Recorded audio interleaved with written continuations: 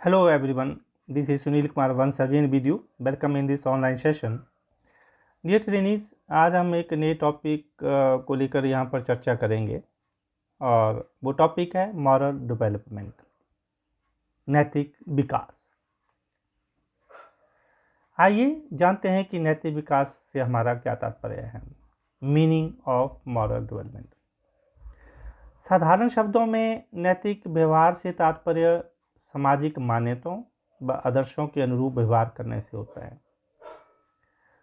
Hurlock ने कहा था कि समूह के कोड के अनुसार व्यवहार करना ही नैतिक व्यवहार कहलाता है। यानी कि नैतिक व्यवहार से संबंधी नियमों व मान्यताओं का पालन करना व्यक्ति के चरित्र की दृढ़ता व पवित्रता से संबंधित होता है। अन्य शब्दों में हम ये कह सकते हैं कि कोई भी व्यक्ति नैतिक मूल्यों व आदर्शों को इस करके लिए नहीं अपनाता है कि वे परंपरागत हैं या समाज के सारे लोग इसका अनुसरण करते हैं, बल्कि इन मूल्यों और आदर्शों को अपनी तर्क व विवेक शक्ति के आधार पर ग्रहण करता है। क्योंकि नैतिकता से संबंधित सभी नियम धार्मिक विश्वास, नियम पवित्रता, आस्था, न्याय, सच्चाई आदि पर आधारित होते हैं और ये सदैव बुद्धि से संबंधित तथा तार्किक होते हैं। नैतिकता से संबंधित व्यवहार जन्मजात नहीं होते, अपितु नैतिकता का विकास बालक के वातावरण के संपर्क में आने के पश्चात होता है। नैतिकता कोई बच्चों को जन्म से नहीं हो जाती, कोई पैदा होते नहीं हो जाती। जैसे ज्यों-ज्यों वो समाज के संपर्क में आता है, उसके पश्चात उसमें वो नैतिक गुण आना प्रारंभ होते हैं। तो प्रारंभ में बालक नैतिकता से संबंधित व्यवहार को हम पुरस्कृत करते हैं, पुरस्कार व या दंड या प्रशंसा या निंदा आदि के आधार पर सीखते सिखाते हैं। Is it clear? तो आइए हम इस नैतिकता के अर्थ को समझते हैं कि नैतिक विकास अगर इस तरह से होता है तो नैतिकता का अर्थ क्या हुआ। नैतिकता से अभिप्राय हमारे सामाजिक समूह के नैतिक नियमों को स्वीकार करने से है। नैतिक अर्थात मॉरल, ये मोरस भाषा शब्द लैटिन के मोरेल शब्द से निकला है और जिसका अर्थ होता है रीति रिवाज। तो नैतिक रूप से कार्य करने का अर्थ है समूह के आचरण के प्रति आस्था होना, और नैतिकता से अभिप्राय है सामाजिक आदर्शों का पालन करने में सक्षम होना। अनैतिक व्यवहार समूह के अनुरूप नहीं होता। सामाजिक या अभिप्राय नहीं है कि व्यक्ति को हानि होती है अथवा व्यक्ति जानबूझकर अनैतिक कार्य करता है, अपितु व्यक्ति को सामाजिक मर्यादाओं का ज्ञान ना होना भी इसका एक कारण है। प्रत्येक समाज में नैतिक मान्यताएं तथा नैतिक स्तरों में भिन्नता पाई जाती है। ये देखा गया कि किसी एक समुदाय में रहने वाले विभिन्न समुदायों में नैतिक भिन्नता होती है। धर्म की मान्यता भी नैतिक व्यवहार को निर्धारित करती हैं। बच्चों के विकसित होने वाले नैतिक व्यवहार उनके माता पिता तथा पारिवारिक परिवेश की देन होती है। किन्से ने कहा था कि ऐसा देखा गया है कि विभिन्न सामाजिक समूहों में व्यक्तिक यौन व्यवहार में भी अनेक स्तर पाए जाते हैं। इस करके हम ये देखते हैं कि जब किशोरावस्था में बालक पहुंच जाता है तो उसका नैतिक विकास कैसे होता है। समाज व्यवहार की दृष्टि से नैतिक क्षेत्र में भी किशोर बहुत महत्वपूर्ण परिवर्तनों से गुजरता है और नैतिकता के बारे में अपने ज्ञान को अधिक दृढ़ बनाने का प्रयास करता है। क्या सही है, क्या गलत है, इन सारी चीज़ों को भली भांति प्रकार से समझना चाहता है। उसमें केवल माता पिता द्वारा सिखाए गए निर्देशों के अतिरिक्त अब अपने अनुभवों को भी सामने रखकर वो अपने विचार व दृष्टि का विकास करने लगता है। पहले तो माँ बाप ने जो सिखाए वो सीखे, लेकिन किशोरावस्था में जाकर वो अपने अनुभवों के आधार पर भी उन नैतिक मूल्यों को समझता है, उसका नैतिक विकास होता है। वो भी अपने अनुभवों को सामने रखकर अपनी विचार दृष्टि का विकास करने लगता है। वह समाज की रूढ़ियाँ, नैतिक मानकों, सामाजिक नियमों आदि के बारे में सवाल खड़ा करने लगता है और केवल उन्हीं को स्वीकार करता है जिससे वह संतुष्ट होता है और जिन्हें वह तर्क की कसौटी पर सही पाता है या अपनी तार्किक दृष्टि से उचित समझता है। तो किशोरावस्था में तर्क के आधार पर बच्चा इन नैतिक मूल्यों को सीखता है, नैतिक मूल्यों का विकास होता है। अब हम चर्चा करते हैं कि कौन से ऐसे सुझाव हैं, कौन से ऐसे स्टेप्स हैं towards moral development of a child. बच्चे के नैतिक विकास करने के लिए क्या क्या सुझाव देना चाहेंगे या क्या क्या कदम उठाने चाहिए। तो सबसे पहले, develop a proper values in the children. बच्चों में सही नैतिक मूल्यों का विकास करना, सही नैतिक मूल्यों का विकास करना, क्या सही है क्या गलत है उनको सिखाना और उनका संतुलित विकास करना एक पहला सुझाव हो सकता है बच्चे के एक उचित नैतिक विकास के लिए। दूसरा, organisation and development of a proper sentiment. बच्चों में भावों का, विचारों का, भावों का संतुलित विकास हो, उसका संगठन के रूप में, संगठित रूप में उसके सेंटिमेंट्स का सही वो प्रयोग करे, कौन से भाव कहाँ पर उजागर करने हैं और उन भावों में संतुलन, ये दूसरा हमारा मॉरल डेवलपमेंट का एक स्टेप हो सकता है। तीसरा, to give moral and religious education. बच्चों को समय समय पर नैतिक मूल्यों के बारे में बताना, उनके संबंधित कहानियाँ सुनाना, आदर्श पेश करना, जैसे कहा कि बच्चा सामाजिक सीख के द्वारा सीखता है।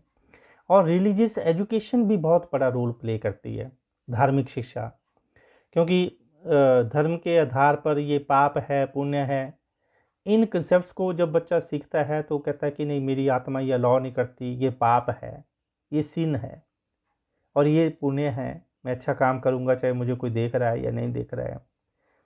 तो इस तरह का जो भाव है, इस तरह की जो बच्चे के अंदर जो हमारी धार्मिक प्रवृत्ति का जो हम निर्माण करते हैं वो भी काफ़ी सहायक सिद्ध होती है। कई बार बच्चा पाप के डर से कि अगले जन्म में ऐसा होगा, मैं ऐसा करूँगा तो मुझे ऐसे परिणाम उसके भविष्य में ईश्वर देगा, उसका मुझे दंड मिलेगा।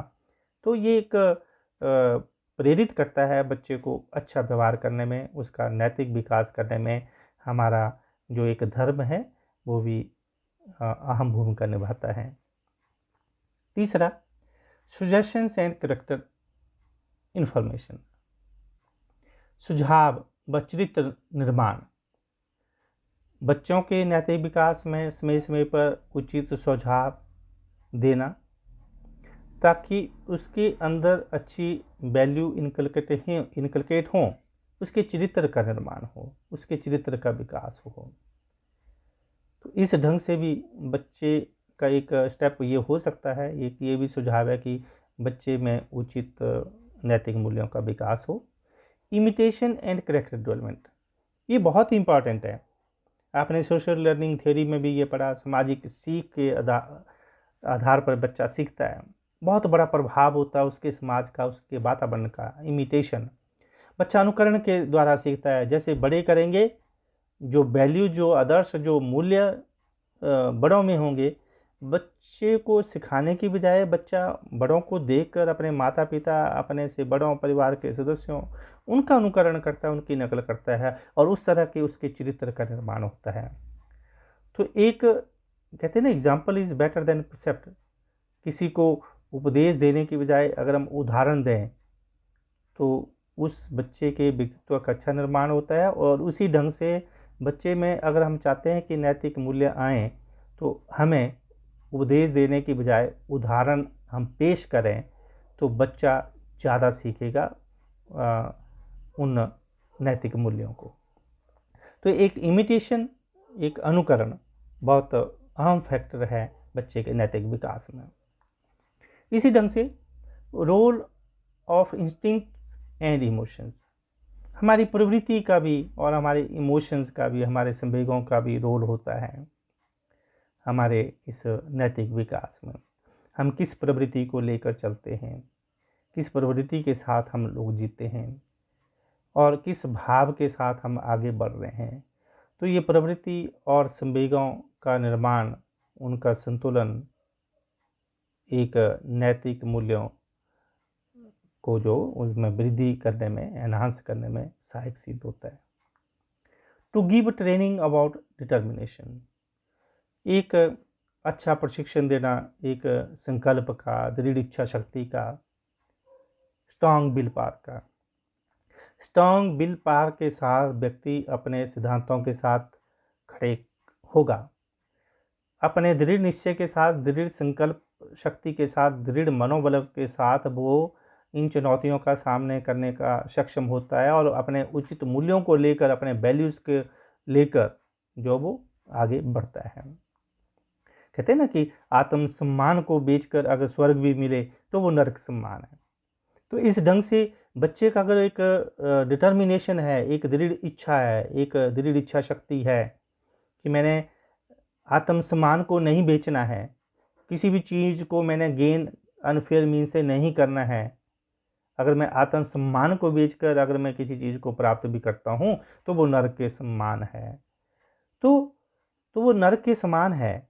ये बड़ा भाव बच्चों को प्रेरित करेगा अच्छी राह पर चलने का, और वो केवल मात्र उसका दृढ़ संकल्प ही चलाए, क्योंकि अच्छी राह पर नैतिक मूल्यों पर चलेगा, हो सकता है बच्चों को विभिन्न प्रकार की चुनौतियों का सामना करना पड़े समाज में, तो उसकी एक दृढ़ इच्छा शक्ति, संकल्प शक्ति एक बच्चे को उचित नैतिक विकास करने में बहुत सहायक सिद्ध होती है।